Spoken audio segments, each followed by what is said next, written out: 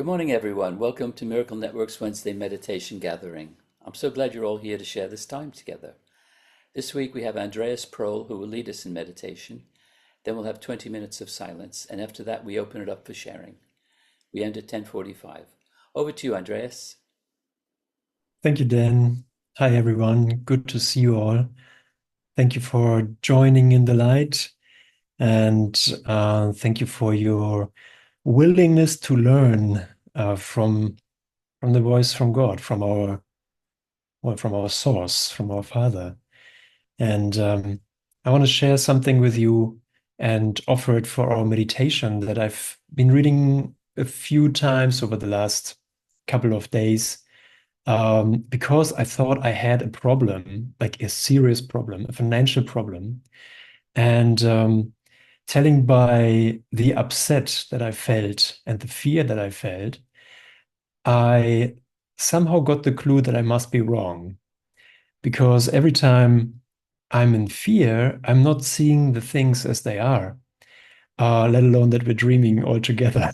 Like this whole thing is not happening. But in order to see clearly, is there anything that needs to be done? What needs to be done? Is there any action to take? Should I stick my head into the sand, or just disappear entirely from here?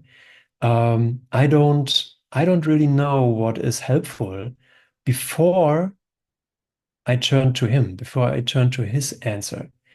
And I just been recently in Brotherhood in south of France, and before and after dinner, or before and ever after every meal, they repeat three times, "The love of God solves every problem."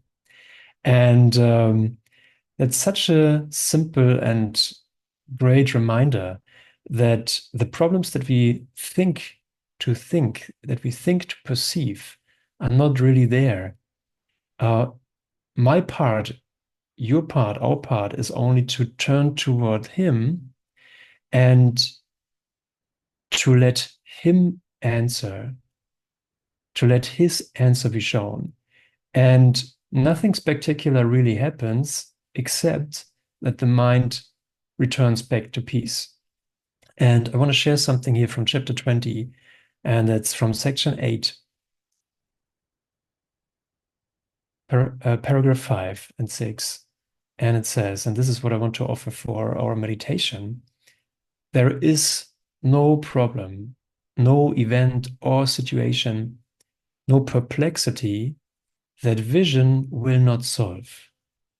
So vision will solve all these things. Vision will solve problems, every event, every situation, every perplexity. All is redeemed when looked upon with vision. For this is not your sight, and brings with it the laws beloved of him, beloved of the Holy Spirit, whose side it is. So I don't choose my own seeing, what I call seeing, which is really choosing thoughts of fear. And I call this seeing. And this replacement seems at first like a drop of water on a hot stone. It seems like, well, this is not going to help me now. But here comes in your understanding of A Course in Miracles and your trust in God that makes you make that step anyway. Despite the fear, you decide for his love anyway. Despite the fear, you choose his vision anyway. And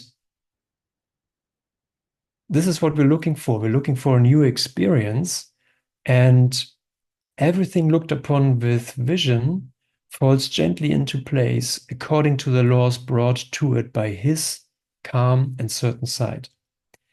The end for everything he looks upon is always sure, for it will meet his purpose. It will meet his purpose. Everything will meet his purpose, seen in unadjusted form. So the problem that we think to have seem to call for, I need to adjust the form. But his vision says, you don't need to change anything. Look with me. Just look with me. in unadjusted form and suited perfectly to meet his purpose. So, this is what I want to invite you and myself to share this vision with him and to look on all things that seem to be troubles, um, perplexity, problems, pain, and let us just see it solve in light and in freedom and peace. So thank you so much for the space that we have together.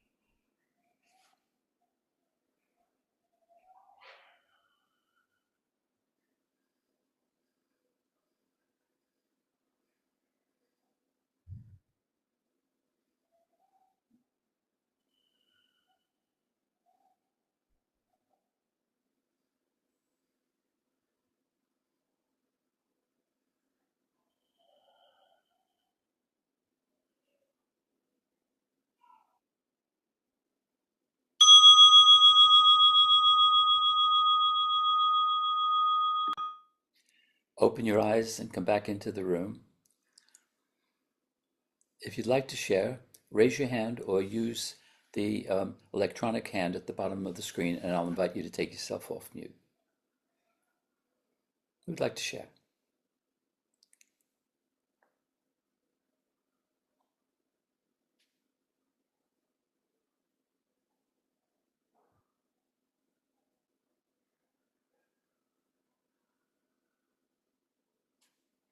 Norman, take yourself off mute.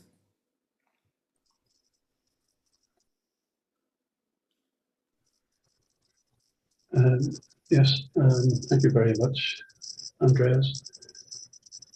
I was in two minds whether to say anything or not, but as I said, I wrote quite a lot down during that. Just this morning when I got up, it was in my mind, something came up from years ago. It was just like the Groundhog Day movie. You know, why do these things keep coming up? I thought I dealt with everything, but obviously I hadn't, and that's why they keep popping up. the and that answer came from the Holy Spirit when I asked for silence for myself during the meditation. It's because sometimes the chap calls about this time, and I thought, I hope he doesn't come. I was saying a prayer, please don't come. And I kept on going at it, and then eventually the answer came. I heard you the first time. So that made me smile. And then I thought, I get in a nice position for contemplating, and because sometimes I get nice visions or nice colours, and then the answer was that what will be, and I just smiled, made a note of it, and then I was smiling. So the next one was, who's laughing now? So we were both laughing, you know. So and now now I'm being serious. I was trying and get back into the meditation, and really try that. And as I said, I'm being serious about this. And the answer came back, so am I. So, and then I thought, well, something nice might happen during the meditation that I might miss. And the answer came back, something nice is happening all the time. And eventually, it settled down. And it was the first time that has ever happened. An instant answer to even an unanswered question. So thank you very much indeed.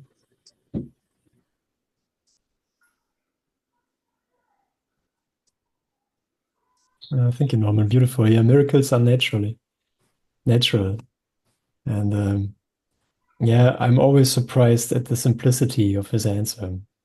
And that he speaks with our own voice within us. Like the voice is so familiar because it's our own voice, but we don't give it to the ego, we give it to him so he can use it.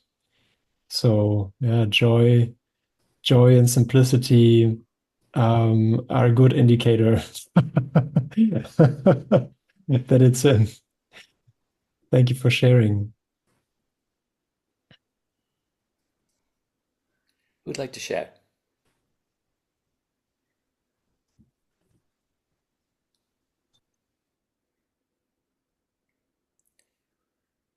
I'll jump in here. I had an experience yesterday.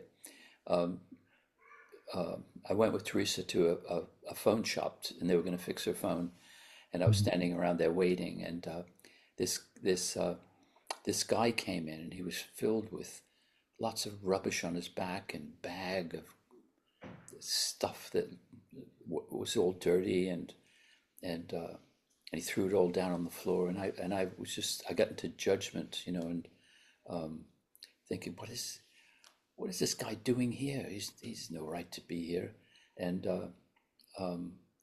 so but then I realized I was stuck in my ego, so I just stepped back and I quieted my mind, and what came to me was vision. You know, it was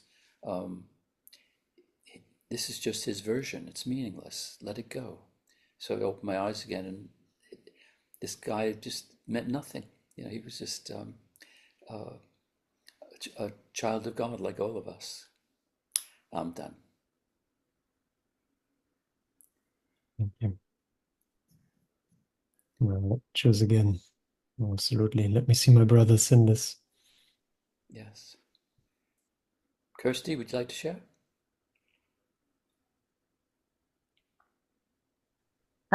Thanks, Dan. Thanks, Andreas. Just a question really about method or, specifically about technique. It's, the foundation instruction, of course, in miracles, isn't it? Look with Jesus. Look at this with Jesus. So I was just wondering if you could just say a little bit about the best way of actually doing that. Say when you are sitting down, like I was today, and there's all sorts of stuff going on that I want to look with Jesus about. But when I sit down, it's just all there. I'm just wondering what's the best way. I mean, Dan just said I quieted my mind in the phone shot. I mean, I can't do that. I don't have a quiet switch in my mind. So I'm just wondering if you have any suggestions at all for what is the best way of looking with Jesus. Being fed up is a good technique. Being fed up with all the things that are going on. And, you know, I see that what is going on in our mind, we're very happy with it. Like, we're very happy with the distractions. We're happy with the fantasies. We're happy with the judgments and grievances. So because we adjusted ourselves to this kind of thinking, and we tolerate it because it's not so bad. You know, I'm in good company. But there's a point when it becomes so painful that you make that step. And I don't know when that point will come for you or for anyone. But certainly we don't have to wait that long. Like Jesus talks a lot about determination and persistence, and like very emphatically so. Says, look, don't tolerate any of your thoughts. Like, you have to watch the wandering mind. Like, and no one's going to do that for me. Like, for example, Christy, there's no one coming and telling me, you are thinking attack thoughts, stop it. There's no one coming. Like, the whole world is made so that it's normal to attack. But it's my responsibility to listen to him, who's always reminding me, hey, don't attack now. Just not now. Just not now. Decide again. Choose again. Choose again. Even if it feels so familiar to stay with all these thoughts and all these arguments why I can't do it now. It's too much. I can't handle it. I just let it, just let it be. I just think these thoughts. But I'm in charge. Like, no one else is in charge of my own mind. And so it always falls back to us. And well, one thing is for sure, you will choose to look with him. And it's really up to you. It's really up to all of us, each and every one of us, when we will make that decision. And during the meditation, I saw that we are not happy with how things are in the world. So we escape to fantasies. And the stories, we tell each other stories, we tell ourselves stories internally. And we think, oh, this is better. This is better. I tell myself a story. But it's actually a distraction, and we don't see that it's fear. So this will run. This will just keep on running. We'll keep it running until we see it is fear, and I don't have to do it. There's nothing lacking. There's no determination lacking. There's no strength lacking. There's no focus lacking. It's just a matter of motivation. And the motivation is, I know where all this leads. I know where all these fantasies lead, and they lead to more fear. They lead to more distress. So maybe that's a basis to expand on, to have an attitude of, I will look with him now. I will look with him now, no matter what my thoughts are. I won't finish the sentence in my mind. I will look with him. And this is where each and everyone, like, and you, Kirsty, you are teaching all of us how you are doing it in our mind. You teach us. Everyone is teaching all of us. And we can learn from you.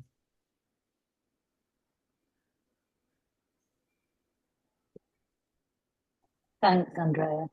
I had this. Oh, sorry. Does anyone else got the hand up? If they haven't, I'll just add on a bit there. Go ahead, Kirsty. Thank you. I had I had something. I won't go into any form here, but I had something a couple of weeks ago that could have gone one way or the other for me, and it actually went the other way.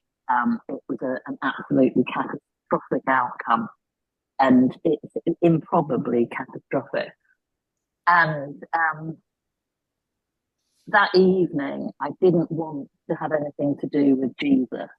I was just saying, I don't want to hear it, Jesus. I trusted you, and this happened, and sorry, I'm not into it. I was like in a strop with Jesus. And the next morning, it was almost like he'd woken me up with a cup of tea. It was like that. He was just completely present the next morning as I woke up. And I didn't ask for him. I actually told him to go away, to be honest. But the next morning, maybe something had happened in my sleep or something like that. The next morning, his right-mindedness was just there. It was so incredibly there. And I felt joy, even though there was this catastrophe. And I couldn't care less about the catastrophe. It was irrelevant because I had the peace of God. And then I had a phone call a couple of hours later, actually changing the outcome into my favour, which is impossible, really. It shouldn't really happen like that, but it did. It was like a total miracle of form because I changed my mind. Just the strangest set of circumstances ever. So I don't know if, I don't think you said much about whether or not your form changed when you went into peace. Did it? There was actual miracle in form, but that was certainly my experience. Yeah. What changed for me, thank you for sharing, Kirsty. What changed for me was that the veil of fear lifted, and I saw actually there's no problem. I don't have financial distress. I even had options what I could do, but not even that was really necessary. So it's just a matter of vision, really. Everything's already been given. And that's a big surprise. Like it takes on a form, the solution takes on a form if a form is needed. But the turning point really is to see with him. That's all. It's super simple. And like your example also shows that no matter how complex the catastrophe is, doesn't really matter. There's no hierarchy in miracles, difficulty in miracles. Yeah, and it's really strange to see. What I notice is that things happen in my life which actually break the kind of rules that we assume life is built on. It's really, actual miracles happen that couldn't actually happen. It's so extraordinary to see. Yeah. Wonderful. Yeah, so it's worth the effort, even though you didn't see that you made an effort during the night, but you can transfer that learning and bring it into your sleeping day, so to say, day sleep.